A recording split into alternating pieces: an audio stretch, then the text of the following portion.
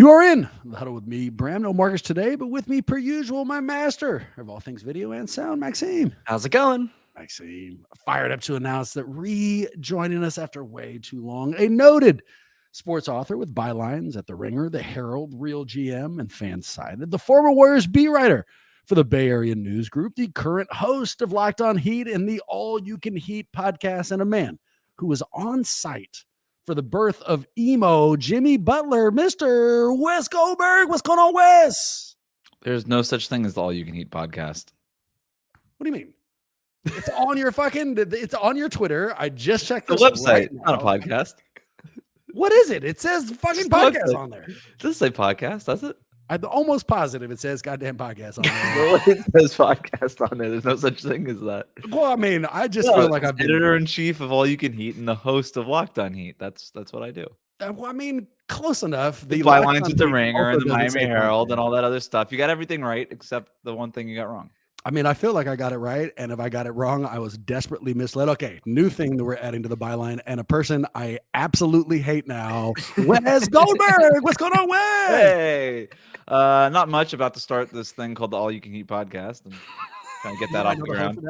I know the host of that podcast pretty well. He used to come on this show, but we've now banned him because he's a filthy liar. Tell me more about emo Jimmy Butler, man. So I texted you already. Were you guys, let me start here. Were you expecting something, you know, before Jimmy comes out? Did you think it was going to be another costume scenario? Costume is a specific word. No, I didn't think costume, because even last year wasn't costume. Last year was just like, you know, dreadlocks and braids and things like that. This like, you know, hats off to Jimmy Butler. Like, you always just want to one up yourself, right? And he did it. He went full costume, full emo, full ridiculousness. We did know something was about to happen a couple of minutes before he walked in, because the Heat social media accounts started like tweeting like his hair and stuff like this, and everybody's just like looking at their phone like, oh boy, here we go. Like, what is this gonna be? And he walks in and everybody's jaw just dropped. One guy in the back of the room just starts couldn't even hold it in, just starts cracking up, like just lost all semblance of professionalism. just lost his shit, and that was it. And I'm in the front row, so right before veteran reporter moved for me, I got in to Eric Spoelstra's press conference a little late. I got in before he started, but I guess everybody had gotten in there really early, so I'm sitting in the back, in in the back row. I'm like, all right. So then they're like, the PR people are like, Jimmy Butler is about to come up. And I was there last year. So I was like, all right, we're going to get something. Like, something's going to happen. I got to get video of this guy walking in, and I want to get like front row. So as soon as Spo leaves and they announce Jimmy's next, I just scoot my way all the way up to the front row, like front and center, right in front of where Jimmy Butler is going to sit. And then we get that those social media alerts, like, and you see some of like the signs of what's about to come, but not a full picture. Like, we had no idea. I just saw like gray hair, and I was like, is he going like, you know, like old man look? Like, is what's the Kyrie character? Sure. Yeah, like is he going that way? And I'm like, all right. So he walks in, and it's just like full emo, and I'm just like, this is amazing. And so I took a video of that, posted it. Very, very surprising. Little bit of reporting on my side on that. Last year, after the whole dreadlocks situation, I had written for The Ringer a story about the making of Dreadhead Jimbo, which is what he called himself. Spoke with a hairstylist that worked on him then, and the whole reasoning behind it and how it kind of speaks to his personality and him as a teammate in general. Texted the hairstylist, hey, is this you? Is this your fault? In other words. And she texted me back right away. She's like, this is not my fault. I had nothing to do with this one. So she was trying to stay as far away from it as possible, which I found funny. So he's got a new hairstylist working on this kind of stuff. Do they come with personalities? You know, like, is he in there just answering questions normally, but he has weirdo hair and lip rings? Or is he also like, no, I am emo Jimmy now, and I'm giving you different answers as emo Jimmy? It's a great question. So Dreadlock Jimmy was ultra serious. No nonsense. That's what the dreadlocks are for, evidently. Like, whatever that is what that is. He came in, and the first words out of his mouth were, I'm emo now. And I was like, what? And he's like, the look reflects my emotional state. And we're just like, what? And then he kind of carried on the rest of the press conference like normal Jimmy Butler answers, but like whatever. My phone went off and he yelled at me. I guess maybe that's a little like teenager, like shut up, dad kind of energy. But which is tends to be when people go through their emo phase. But yeah, I don't know. It's like I don't know that it's so much of a personality during the interview because he will just answer the questions. But for the rest of the day, when he's like taking the photos and stuff, I mean, he just leans into it, right? And I'm just really interested to see if the NBA is going to use this picture of him or not, because I have a feeling they won't, because they didn't even use the dreadlock picture. But he put up such a big stink about it. I wonder if they'll just like leave it up there for a couple weeks before switching it back. Do you know how much I loved that in the power dynamic you created when your phone went off that you were the dad in there? Like, I don't feel like he fucking viewed that in any way, shape, or form. If you could grab a drink with either Emo Jimmy or Dreadlocked Jimmy, who do you pick? Oh, well, there's this cool bar around here that does like emo nights like once a month. And so if we went to that bar on emo night, then I pick emo Jimmy Love Butler. that. Yeah. Any other night of the week, though, I would pick Dreadhead Jimbo. That's where you guys record All You Can Heat podcast, right? Is that emo bar? Yeah, and that's why it's not even us talking. It's just usually music. It's just music, which is what makes it so fucking confusing. It's so weird. The All You Can Eat podcast, if you just type in Fallout Boy on Spotify, it just pops up. It's crazy. It sounds the same. Yeah. Maybe that's how I got confused. Over under, Maxime, on the term All You Can Heat podcast today. What do you? I put it at like 5.5. I take the way over. I mean, I think we're already at like 3 or 4. So are we? I think we've only had one, because all I've heard is All You Can Eat podcasts, and I've been very confused this entire time. I spent a lot of time researching that one too. It turns out he does not host that one. I can confirm 100% that's not him. One last question from the Heat Media Day. And in fact, we got a video. Let's go ahead and run the video. This is a quote that Wes got directly from Bam, I imagine from the Media Day itself. Guys that you have that could shoot threes, like any experimenting that you anticipate maybe playing alongside one of those guys maybe in the season? I mean, I feel like it's bound to happen. The organization work is bound to happen. You can even pause it right there, Maxime, but keep the video up. It's not the answer or the audio I'm interested in. It's the video, because it's for this question. Is Bam on a fucking ladder while you're taking this video? What is up with the camera angle, dude? Is he like 8'9"? Like, I don't understand. Even that gentleman apparently to his left is really taller than you are, and you're not that short. Yeah, that's Coop. He works for the Heat website. He is tall. Like, that dude's tall. Like 7'5"? He's not as tall as Bam. So, all right. No, this is totally fair. I have the phone at about like nipple height here. Yeah, it's about I got the phone at nipple height here. Because I hate moving the phone up, because I didn't. Okay. Really, I don't like generally having the phone up, because I think it looks ridiculous. Like, why? Like, in no other situation would you have your phone like that. So that's part of it. The other part of it is I was wearing a white T-shirt, and I had noticed in South Florida it gets pretty hot here, and people do tend to sweat, including your guest today.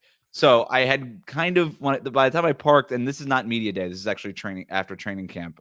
But I had noticed that I might have sweat through my white T-shirt, and I might have had pit stains.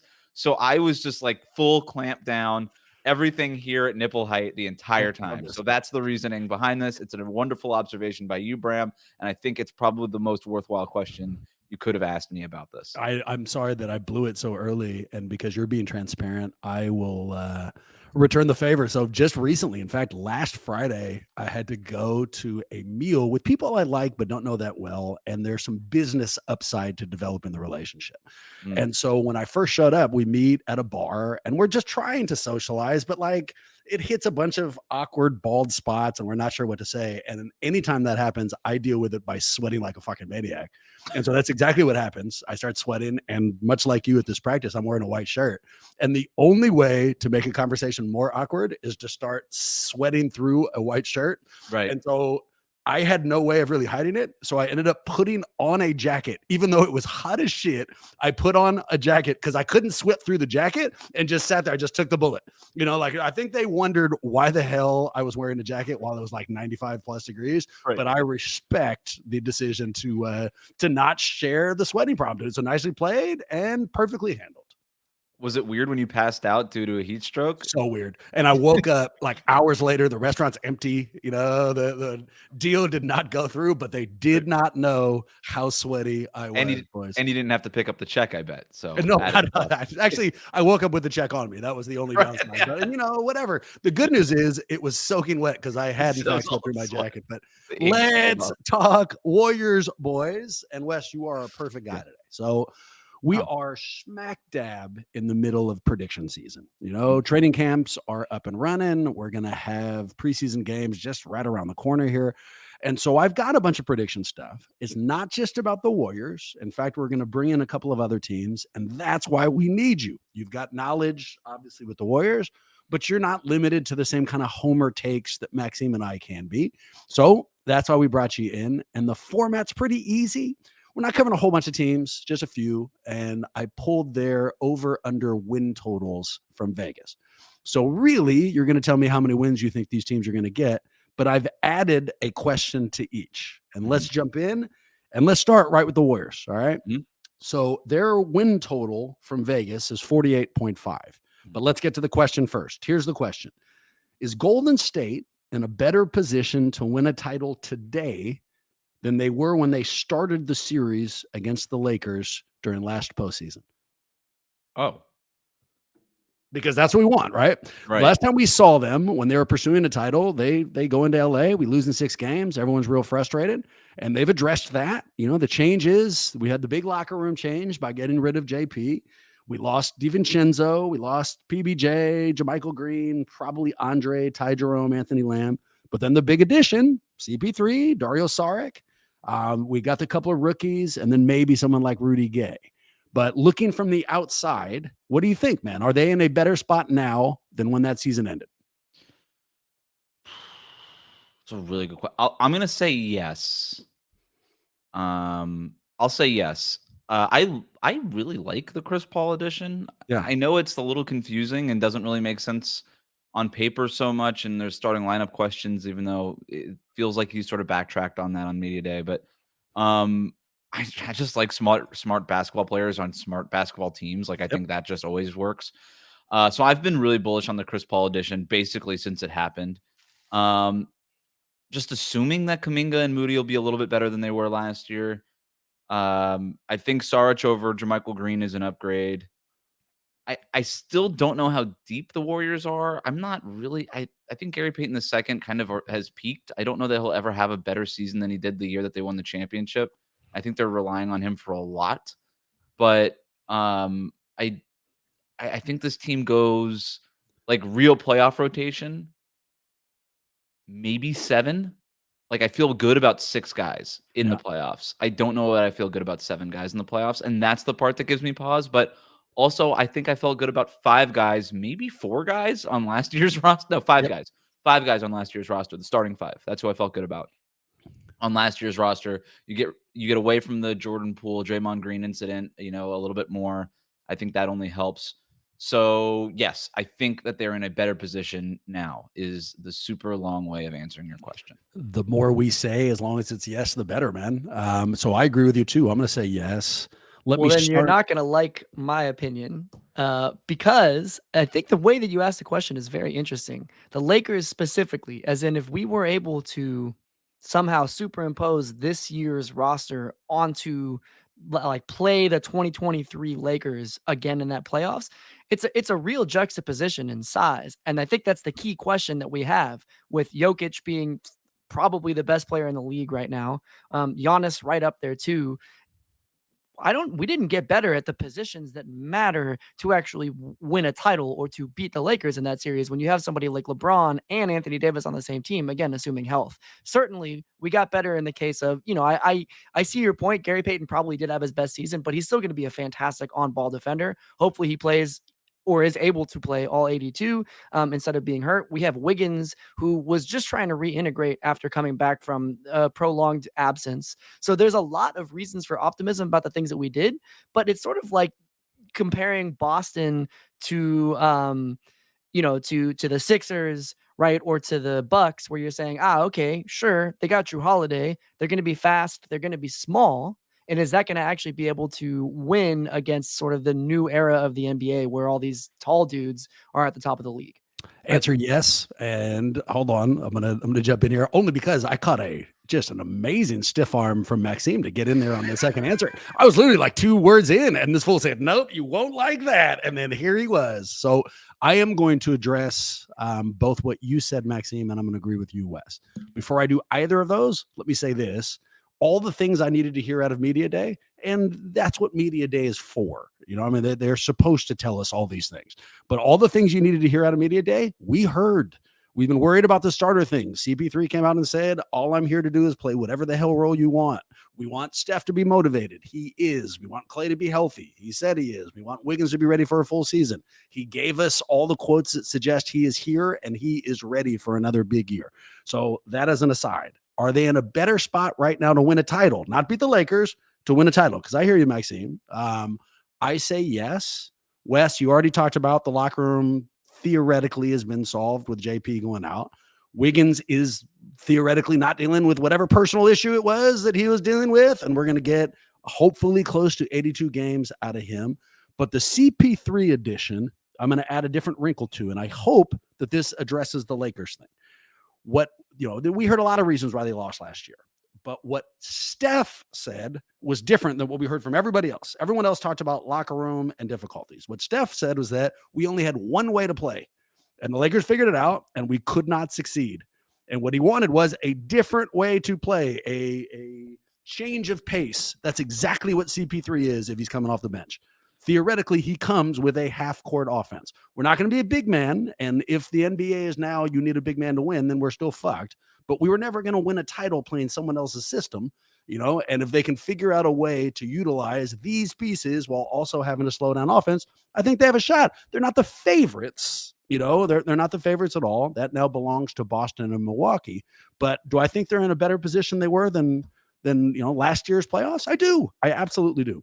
I want to add one thing to the Chris Paul thing, and Bram, you're right. I think if you had Steve Kerr on this podcast instead of me, you would be very happy. But also, the way he would answer that question is we answered the size issue with Chris Paul, and it's related to what you were just talking about, Bram. When the biggest problem with Anthony Davis was not rebounding and shot blocking for the Warriors. It was when he came out and was able to switch on to Steph and put his big arms there and just neutralize the two-man game between Steph and Draymond, between Steph and Kevon Looney, and just take all that space that Steph usually creates away.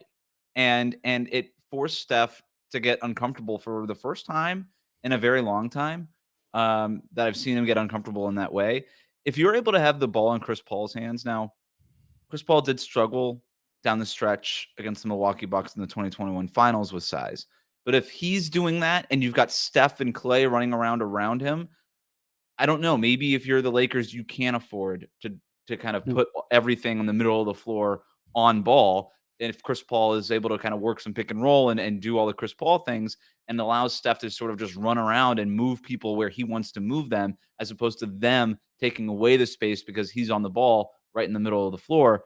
I don't know. I think that there's something there for the Warriors to explore. That said, yes, size is 100% an issue with them. It's why they explored maybe going after Dwight Howard. It's why Draymond Green is like, I think we probably need to add another big man to this roster. And by the way, they still can. The trade deadline isn't until February. There'll be buyout guys after that too. And they kind of have to do all that kind of stuff now because they're not going to be able to do it next year with the new CBA rules coming in. But yeah, I don't have them the favorites by any stretch in the Western Conference. Like, I don't even know if I have them in my top 4 in the Western Conference, but I think they're better than they were last year. Cut that last part, Maxime, whatever you need to do. I was having such a nice time. And it's like, Maxime, keep the mic. It's how I keep you guys honest. I just have to this is my pattern. I say a lot of nice things and then I just burst the bubble that I make. Yeah, you say that as if we have not had you on the show a million times. And I listen to the All You Can Eat, so I know your entire style, man. Over under 48.5 wins. Maxime, what do you take? I take the over. I think I take the over 2, and this is not what? Homer. Yeah, I think I take the over 2. What do you? 48.5 wins? 48.5. That's Vegas's over under. That's so many wins. It's not so many. I mean, it's they had 44 last year. Yeah, we just said they're better. And they were terrible on the road. They were one of the worst teams in And they were history on the amazing at road. home, and everybody forgets that. Like, they're not that good at home, and they're not that bad on the road. So it'll be somewhere in the middle. They're not going to win 48.5 games. They'll win something less than that. There's going to be a lot of trial and error this year. And guys are going to miss games. Clay's going to miss games. Draymond's going to miss games. Draymond's already missing games. Chris Paul's going to miss games too. Steph is going to miss a few games, even though hopefully not a lot. This team's not very deep. And if any of those guys that I just talked about are out, it creates big problems for the rest of this group. Kevon Looney's going to play like 94 games or something like that because that's just what he does. But like everybody else, I think there's going to be so much experimenting, and it just feels like every time the Warriors think in the regular season that they have things figured out, something happens, and then they kind of have to backtrack for a week or two and just try to get the group back together. And this has sort of been their routine for the last 2 or 3 years now. Now, one of those seasons they went on to win the championship, so it's fine. I just think like this has nothing to do with their chances to win the title. I still think that they have like they're right on the outside of the innermost group of contenders, which means you have a chance. But in the regular season, I just think that there's going to be too many obstacles, and 48.5 wins to go the over. We're talking about 49 wins, 50 wins. That just seems like a little bit of a reach to me. I like them slightly under, not by much. I think what we're talking about is maybe the difference of 2 or 3 wins, but it's just 48.5 seems like a lot. Let me check your math real fast. You're right. 49 is above 48.5. So they will, in fact, need to get 49 wins. I just want to make sure you're on that. I'll tell you what, here's what spoke to me about what you just said, the word experiment. And I think you said this isn't affecting their title chances. It's just regular season. I think it's because of their title chances that you're right. I think in fact, I retract my answer. I will take the under, and it's the experiment portion. I think that Steve Kerr always uses the regular season as an opportunity to figure out how these rotations are going to work. And with CP3 and hopefully a change of pace, that may be a little bit more of an extensive experimenting, than we've seen in the past, which could hurt their regular season. Let me turn this into a compliment to Steve Kerr. When he took the mic, first thing he did on media days said, "Do you guys want to have my starters?" Because that's all we've all been talking about nonstop. And his ability to both to address something, because that's what he did. That's what we've been talking about. At the same time as saying, "Isn't this ridiculous?" Like, okay, yes, dude, here's our starters, but it's going to change at any point. By pointing out what the hell are we talking about? This means nothing. Only by giving information is a skill set that Steve Kerr is phenomenal at. Steve's the best at that. It also is very helpful that Draymond's out, so he can. Oh no, it was a godsend. I mean, wrong way to say it. We don't know how long Dre's out, but Wes is right. Suffered I think sprained right ankle, came down on Kuminga's foot during a practice session. Dre looked pretty mobile during the media appearance. He wasn't in a boot. He wasn't on crutches. He was moving around. Suggestion is he might miss as many as 9 games.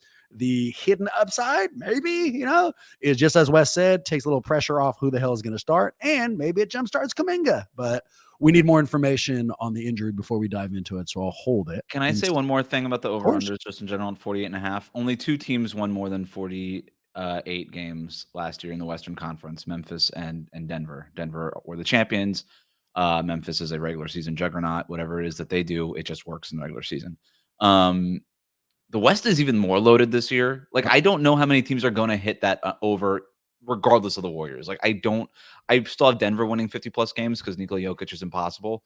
But I don't really know how many. They might be the only one I would pick comfortably to win more than 48.5 games. I'm not even sure about Phoenix. You know what I mean? Like, still kind of wait and see about them. So every team except for probably Portland and maybe to a certain degree the San Antonio Spurs are actively trying to win games and win more games than they won last year. So the West is going to be a bloodbath. 48.5 is just a lot to get to for any team. So that's my last point on that. For Denver, I don't want you to answer it yet because they're our last team, but just so you know, their over-under is 53.5. But before we get there, to the Lakers, all right? So ultimately, I'm going to ask you boys over-under for them. Their win total per Vegas is 47.5. But before we get there, here's my question for you. Is this the year that LeBron finally shows his age? Okay, but I don't want it to be your yes or no question. That's super subjective. Let's make it objective. I'm going to give you some mini over-unders, all right? Here's our first over under on minutes 35.5. That's how many he played last year. So what do you think, Wes? You are Mr. LeBron. Over under for minutes on LeBron 35.5.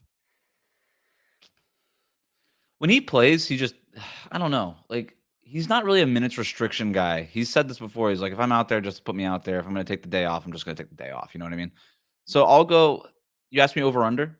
35.5. I'll go under, but like we're talking like 34, 35.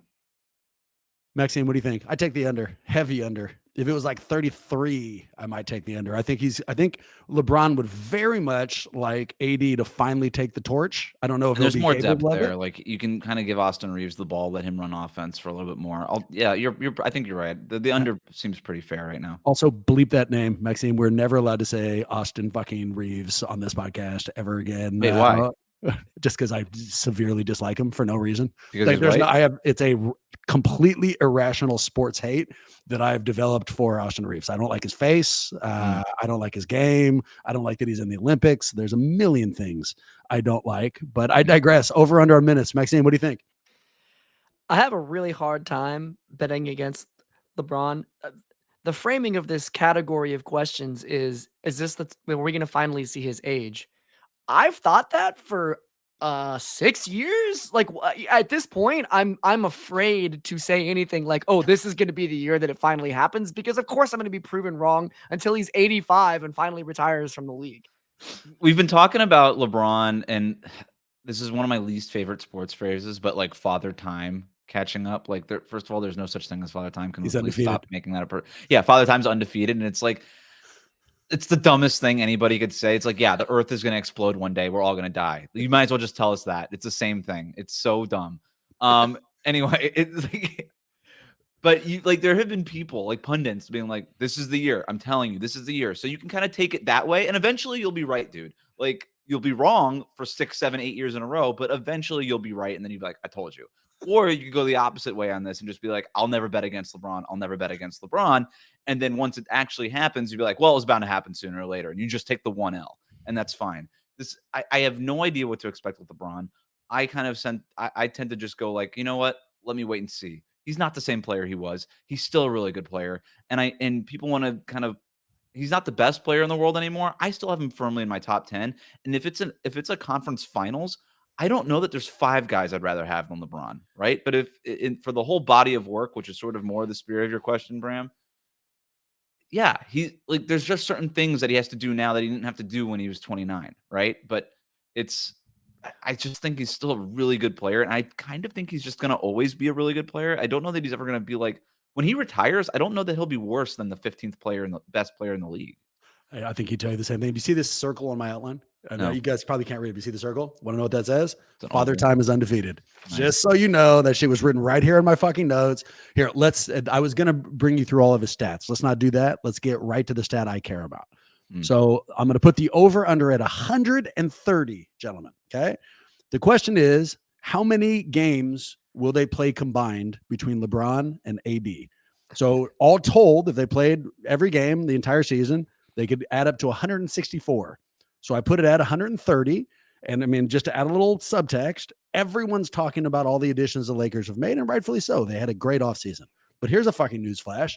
Unless they get completely full seasons from a guy who's known for injury and another guy who's now known for advanced age, they have no shot. So let's get right to the meat of it. All right. 130 over under on combined games for AD and LeBron. What do you guys take? I'll go first. I'll take the under. I'm betting with history here. You know, AD didn't have a major injury last year. I think we are due. I think that LeBron's age is ultimately going to catch up to him. So I will take the under. 130 regular season games, right? That's what we're talking about? Yeah. Not playoffs. Okay. AD played 56 games last year. LeBron had 55 games last year. LeBron dealt with an actual injury towards the end of the season. But even if you played 65 games, you're still hitting the under on that. So, I think you're still hitting the under on that. I'm going to go under, and I think the 130 is really, really high. I think that even Lakers, like the most optimistic Lakers fan, would probably tell you the under, and actually probably hope for the under. Like, this team is much more deep than it was at the start of last season too. So I think you want like LeBron and AD to take 20 games off so that they're ready to go for the playoffs, and I think they'll approach it that way. Take the next number, Maxime. 47.5 for the Lakers. Over under. Wins.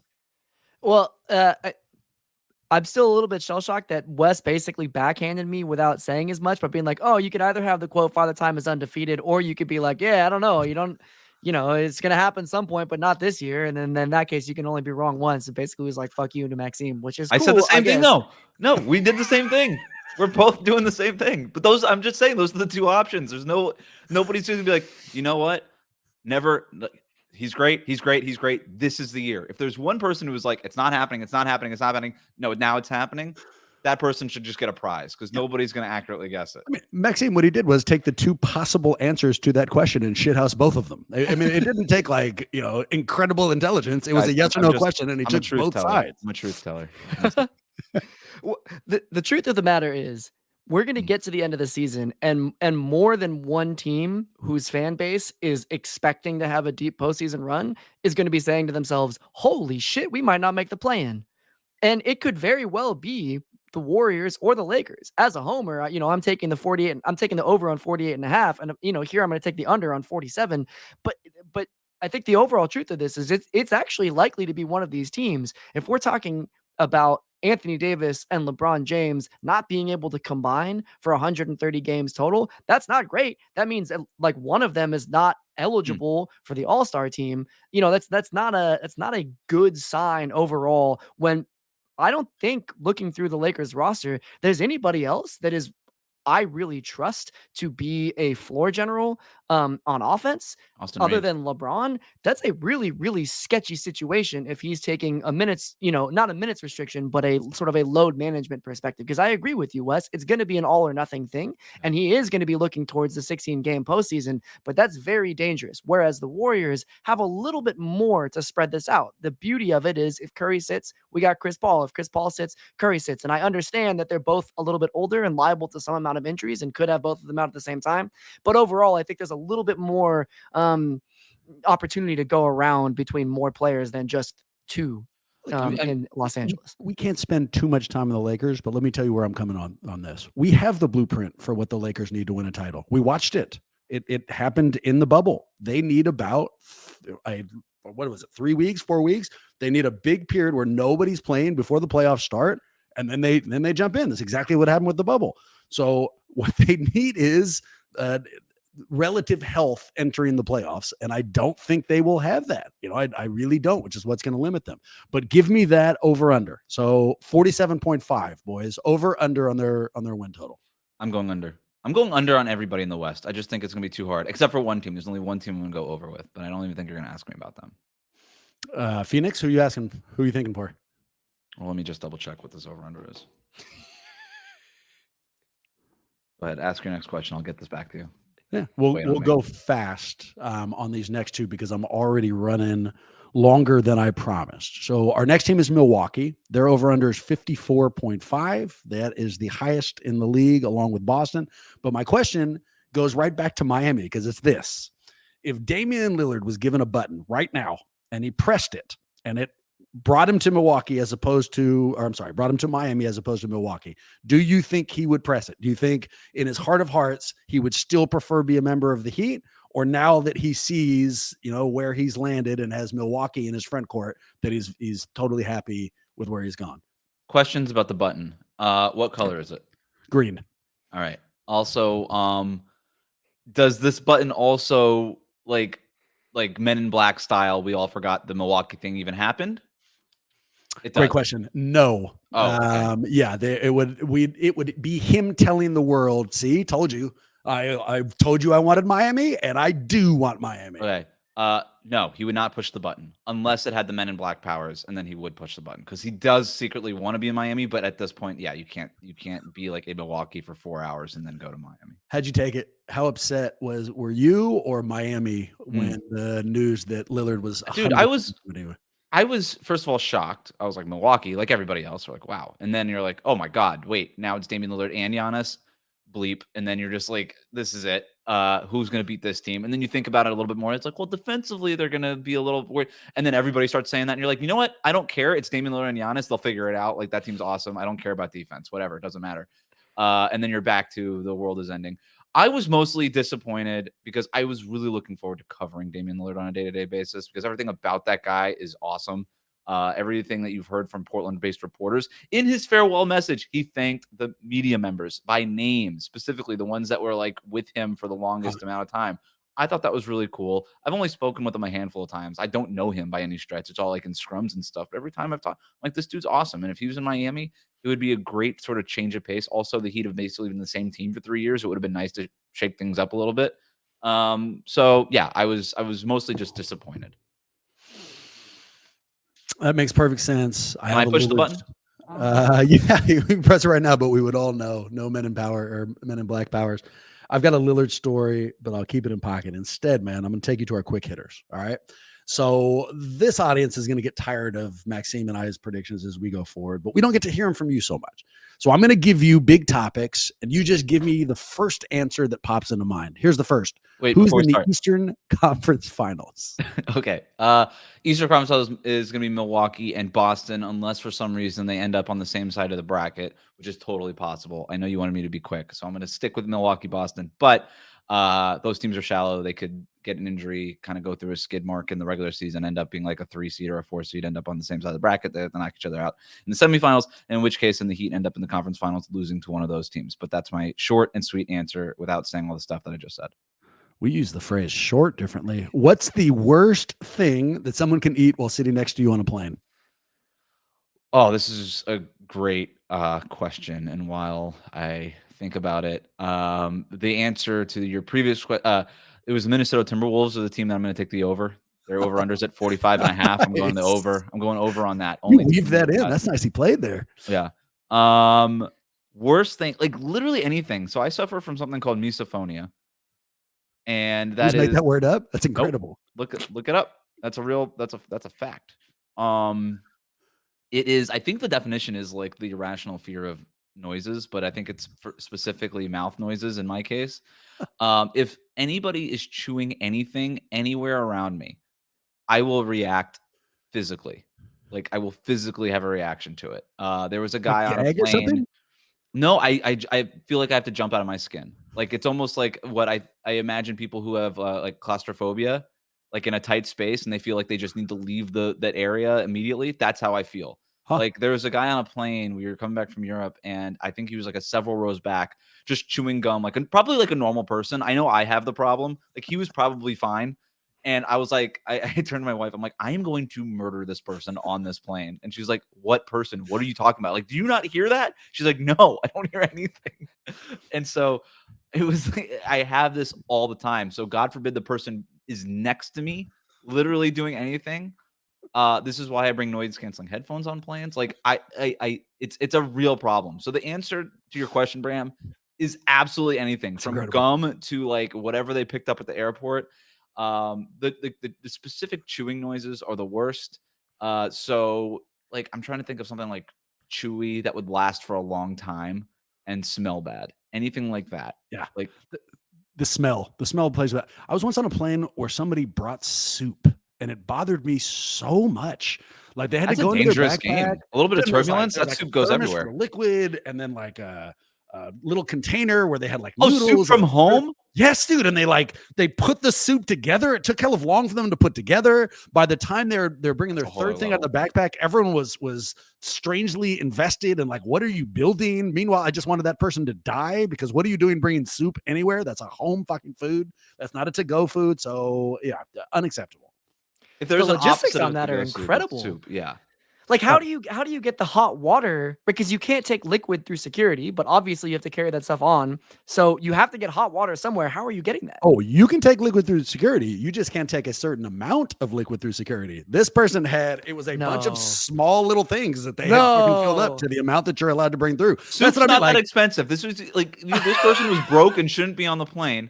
Just buy the soup in the airport, or this was the best goddamn soup on the planet and he could not leave home without it. Like what is the strategy here? Is there a word for rage responses? You know, like you said, like yours is like claustrophobia when you hear people. I don't know what my diagnosis is called, but I have rage. Like the second that soup came out of the backpack, I was almost unconsolably angry.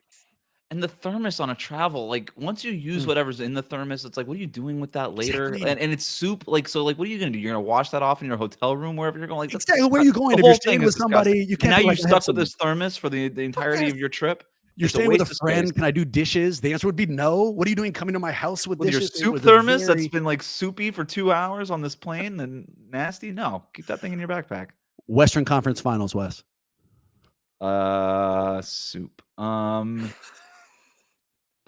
Western Conference Finals. So I'm gonna go Denver. Denver's easy for me. I like Denver a lot this year. I'm not worried about a backslide from them. And I hate doing this. I think I might go chalk, and I might just go Denver Phoenix. I just think that I don't know how you solve the Phoenix offense thing necessarily. I don't even feel great about Phoenix. I should have saw this one coming after you asked me about the Eastern Conference. I like Denver a lot.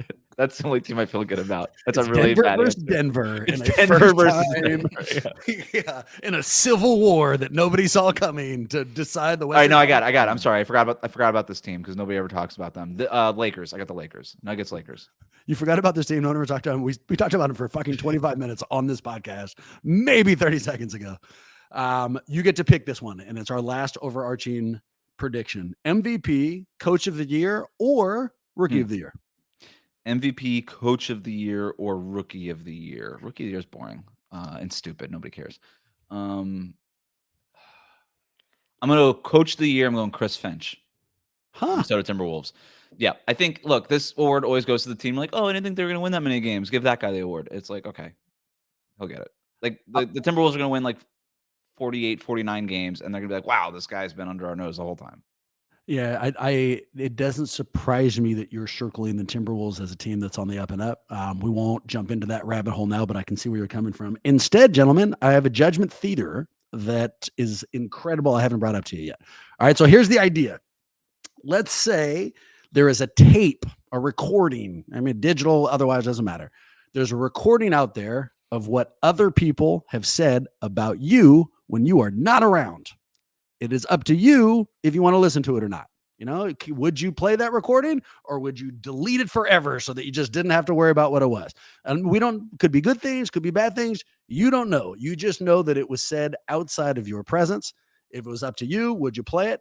Guess. All right. So that's presented to me. Someone comes to me, they have this recording. It's people you can't listen to that fast enough, dude. Like are you kidding me?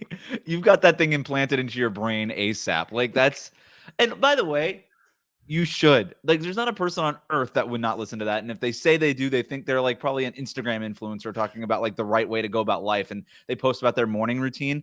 F that guy. Like, everybody's listening to that. Maxine, what's your guess? I make my bed in the morning. It's like, get out of here. Of course, if only because it is a lifetime's worth of podcast fodder. You got to do it for the show. It's content, baby. The answer is no, and a huge surprise. Get out. So, distinctions here. What's your morning routine? If what's weird is that, dude, like when it comes to the pod, I read every review and focus on the negative ones. We've made it a segment, so there's nothing. It takes so much out of me what other people think. So this is not one of those like, oh, I'm above what other people think. We all know that that's bullshit. It's because I take those things so hard. If it was friends and people I have an existing relationship with, I would prefer not know. I have a question about the question. Is this presented to you as a one-time thing and then it evaporates like this recording? Yes. Or is like, do you just have it and now it's sitting in front of you? Because if that thing lingers, you are going to press play at some point. Excellent distinction. No. Yeah. Do I have, so if the question is, do I have the willpower? If you put that thing in the fucking room with me and left, you know, like, would I play it immediately? No. And that's what I'm explaining to you now.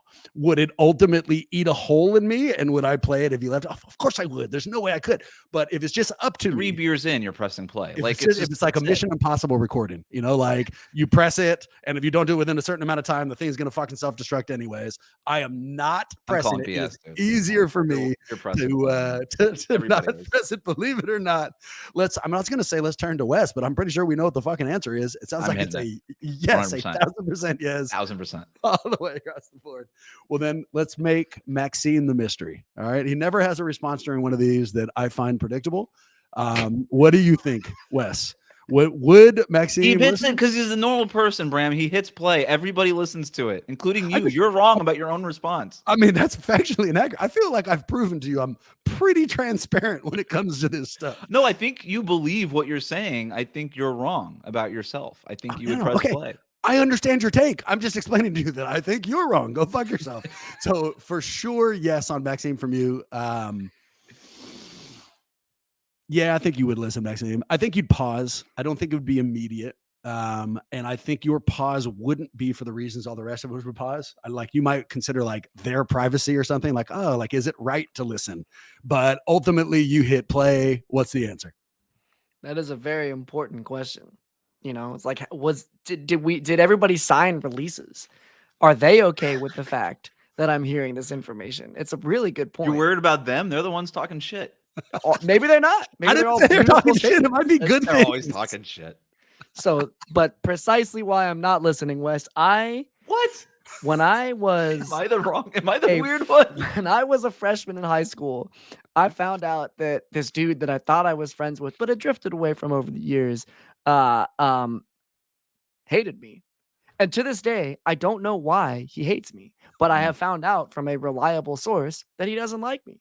It's because of something I did, I guess, but I don't really know. And I'm bringing it up to you now. Newsflash, I am no longer a freshman in high school. I've been carrying this burden with me for 2 decades now. I still think about this dude and like why he hates me and how I don't know about it. Wouldn't For you the love to have a tape about it? one instance, man, I can't handle it. I would completely fall apart. It would be an absolute fucking disaster. There's no What's- way. There's no What's way. that person's Need name? some closure. My boy Hayden. I mean, I guess he's not my boy. I thought he was my boy. We grew up together, but like Hayden, I guess doesn't like me. Christensen? So. Yeah. That's exactly what, well, we all hate him because he was terrible as Darth Vader and he ruined that entire fucking thing. He heard all of Also, us talk shit about him because it was to everywhere. that actual Hayden, on the off chance that you listen, go fuck yourself. We all really dislike you. And I can't believe I'm remind me alone on next this. week- I was so sure about everybody on the planet would press play. How do you not press play? Here's 100% what we're going to do, Maxime. Do not tell Wes. You and I are going to make a 15 to 20 minute tape of us just making mouth sounds. We're just going to eat various foods. And then we're going to hand that shit over to Wes. And we're going to be like, yo, this is some people talking about you. It's up to you if you want to press play. And then we'll see how it ultimately hits him. It's going to You be guys, fantastic. for all the people that can't see the video, Wes literally took his headphones He's out. He's like, I can't. This fool is out. That, or we'll record a video of us eating things, and we'll have Can I ask a the follow-up? camera right here. Can I ask a follow-up, Judgment Theater? Please. So let's say you do the normal thing and listen to the tape here. And then you hear your friends or family just bad mouthing you. Do you approach them after, be like, hey, I heard the tape? And they'll be like, what tape? And then you have to have that whole conversation. But like, do you confront them, or do you just say, you know what? I'm gonna let this slide and I'm gonna keep the peace? Super passive aggressively, right? So here's how I would do it. Let's say, like, for whatever reason, they were talking about like green shirts, you know, like, oh, fucking Bram wears too many green shirts, whatever it was. I always The thought next that. time I saw them, I'd be like, you know what I'd like to talk about?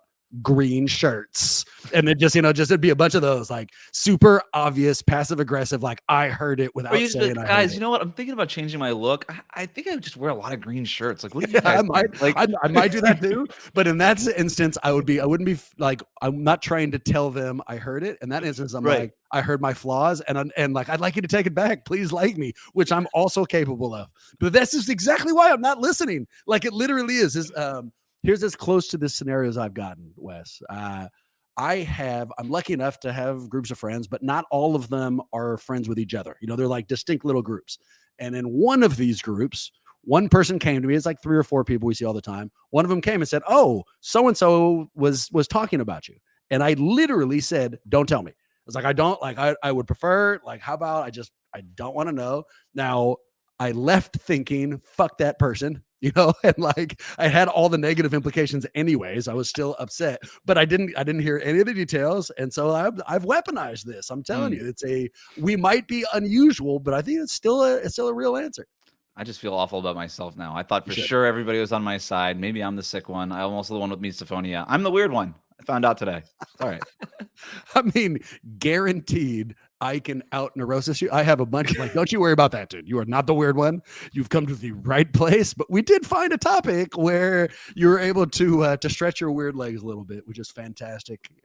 Wes, missed you. Great seeing you. Outside of podcasts I've apparently made up, where can we find more of your work? The All You Can Eat podcast is coming. So That's good.